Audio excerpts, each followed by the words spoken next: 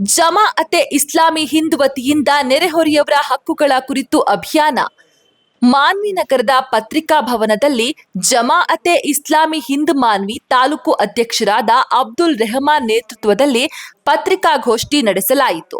ಈ ವೇಳೆ ಮಾತನಾಡಿದ ಮಾಧ್ಯಮ ಕಾರ್ಯದರ್ಶಿ ಉಮರ್ ಫಾರೂಕ್ ದೇವರಮನಿ ಅವರು, ಜಮಾಅತೆ ಇಸ್ಲಾಮಿ ಹಿಂದ್ ವತಿಯಿಂದ ಮುಸ್ಲಿಂ ಸಮಾಜದ ಸುಧಾರಣೆಯ ದೃಷ್ಟಿಯಿಂದ ನವೆಂಬರ್ 21ರಿಂದ ನವೆಂಬರ್ 30ರವರೆಗೆ ರಾಷ್ಟ್ರವ್ಯಾಪಿಯಾಗಿ ನೆರೆಹೊರೆಯವರ ಹಕ್ಕುಗಳು, ಮಾದರಿ ನೆರೆಹೊರೆ, ಮಾದರಿ ಸಮಾಜ ಎನ್ನುವ ಘೋಷವಾಕ್ಯದೊಂದಿಗೆ ಅಭಿಯಾನವನ್ನ ಹಮ್ಮಿಕೊಳ್ಳಲಾಗಿದ್ದು, ಜಮಾಅತೆ ಇಸ್ಲಾಮಿ ಹಿಂದ್ ಮಾನ್ವಿ ತಾಲೂಕು ಘಟಕದಿಂದ ಮಾನ್ವಿ ನಗರದಲ್ಲಿ 21 ಹಾಗೂ 24ರಂದು ಜುಮಾ ಖುತ್ಬಾ ಮತ್ತು ಭಾಷಣ ಕಾರ್ಯಕ್ರಮ, ನವೆಂಬರ್ 22ರಂದು ಜಮಾತಿನ ಅಂಗಸಂಸ್ಥೆಗಳಾದ SIOGIO ಹಾಗೂ CIOಗಳ ಸಹಯೋಗದಲ್ಲಿ ಸಾಂಸ್ಕೃತಿಕ ಹಬ್ಬ ಆಚರಣೆ, ನವೆಂಬರ್ 23ರಿಂದ ನವೆಂಬರ್ 26ರವರೆಗೆ ಮುಸ್ಲಿಂ ಬಾಂಧವರು ತಮ್ಮ ನೆರೆಹೊರೆಯವರೊಂದಿಗೆ ಸೌಹಾರ್ದತೆಗಾಗಿ ಚಹಾಕೂಟ, ಪ್ರೀತಿಯ ಭೋಜನ, ಉಡುಗೊರೆಗಳ ವಿನಿಮಯ ಕಾರ್ಯಕ್ರಮ ನಡೆಯಲಿದೆ.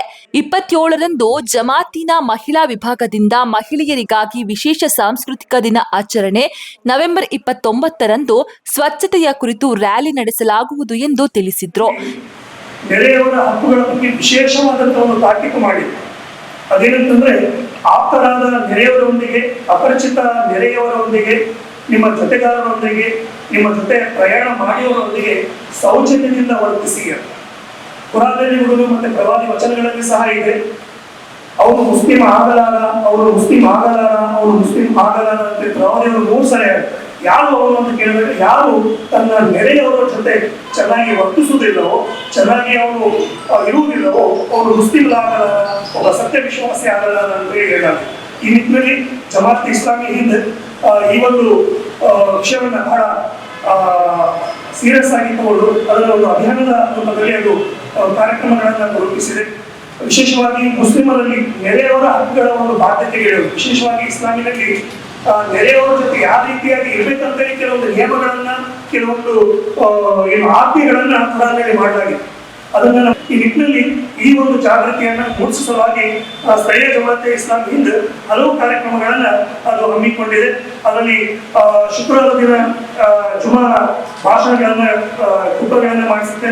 ಅದರಲ್ಲಿ ಸಹ ಈ ಒಂದು ನೆರೆಯವರ ಹಕ್ಕುಗಳ ಬಗ್ಗೆ ವಿಶೇಷ ಒಂದು ಭಾಷಣಗಳನ್ನು ಮಾಡಿಸಲಾಗ್ತಾ ಇದೆ. ಅದೇ ರೀತಿಯಾಗಿ ನಮ್ಮ ಜಮಾತಿನ ಅಂಗಸಂಸ್ಥೆಗಳಾದಂತಹ SIOGIO ಮತ್ತು CIO ಅಂತ ಇದೆ, ಅವರಿಗೆ ಈ ಒಂದು ಹಕ್ಕುಗಳ ಒಂದು ಅರಿವು ಮೂಡಿಸಲು ಸಾಂಸ್ಕೃತಿಕ ಹಬ್ಬವನ್ನು ಸಹ ಅದು ಆಚರಿಸ್ತಾ ಇದೆ.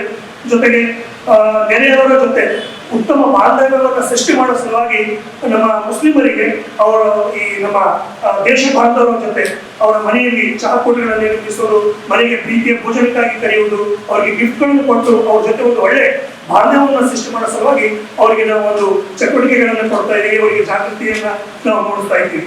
ಜೊತೆಗೆ ಮಹಿಳೆಯರಿಗಾಗಿ, ವಿಶೇಷವಾಗಿ ನೆರೆಯವರಲ್ಲಿ ಜಾಸ್ತಿ ಇರೋರು ಅಂತಂದ್ರೆ ಆ ಮಹಿಳೆಯರು, ಅವರಿಗಾಗಿ ಸಹ ವಿಶೇಷವಾಗಿ ಸಾಂಸ್ಕೃತಿಕ ದಿನವನ್ನು ಹೇಳಿ ಒಂದು.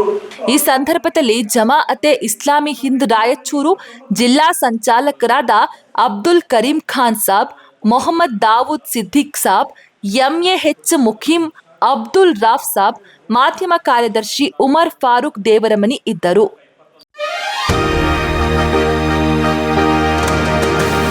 KBS bank ರಜತೋತ್ಸವ ಸಂಭ್ರಮಗಳು. 25 ವರ್ಷದ ನಂಬಿಕೆ ಮತ್ತು ವಿಶ್ವಾಸ, ಆತ್ಮವಿಶ್ವಾಸದಿಂದ ಮುಂದೆ ಸಾಗುತ್ತಿರುವ ಮಹಿಳೆಯರಿಗೆ ಬೆಂಬಲವಾಗಿ ವಿಶೇಷ ಯೋಜನೆಗಳು, ಗ್ರಾಮೀಣ ಜೀವನದ ಅಭಿವೃದ್ಧಿಗೆ, ಕೈವೃತ್ತಿ ಕಾರ್ಮಿಕರಿಗೆ ಮತ್ತು ಸೂಕ್ಷ್ಮ ವ್ಯಾಪಾರಿಗಳಿಗೆ ಸಾಲ ಸೌಲಭ್ಯಗಳು, ಅಲ್ಪ ಆದಾಯ ವರ್ಗಗಳ ಅಭ್ಯುದಯವೇ ಉದ್ದೇಶವಾಗಿ ಸೂಕ್ಷ್ಮ ವ್ಯವಸಾಯ ಮತ್ತು ಗೃಹ ಸಾಲಗಳು, ವೃದ್ಧರ ಸಂತೋಷಕರ ಜೀವನಕ್ಕೆ ಬೆಂಬಲವಾಗಿ ಠೇವಣಿಗಳ ಮೇಲೆ ಅತಿ ಹೆಚ್ಚು ಬಡ್ಡಿ ದರಗಳು, ಸಾಮಾಜಿಕ ಬಾಧ್ಯತೆಯಲ್ಲಿ ಮುಂಚೂಣಿಯಾಗಿ ಆಂಬುಲೆನ್ಸ್ಗಳು, ಶಾಲಾ ಬಸ್ಸುಗಳು, ನೀರು ಫಿಲ್ಟರ್ಗಳು, ನಿರಂತರ ಸೇವೆ ನೀಡುತ್ತಾ 25 ವರ್ಷಗಳನ್ನು ಪೂರೈಸಿಕೊಂಡು 1000 ಕೋಟಿಗಳ ವ್ಯಾಪಾರ ಗುರಿಯನ್ನು ತಲುಪುತ್ತಿರುವ ಬ್ಯಾಂಕ್ KBS ಬ್ಯಾಂಕ್. ಖಾತೆದಾರರು ಮತ್ತು ಶ್ರೇಯಾಭಿಲಾಷಿಗಳಿಗೆ KBS ಬ್ಯಾಂಕ್ ಅವರ ರಜತೋತ್ಸವದ ಶುಭಾಶಯಗಳು.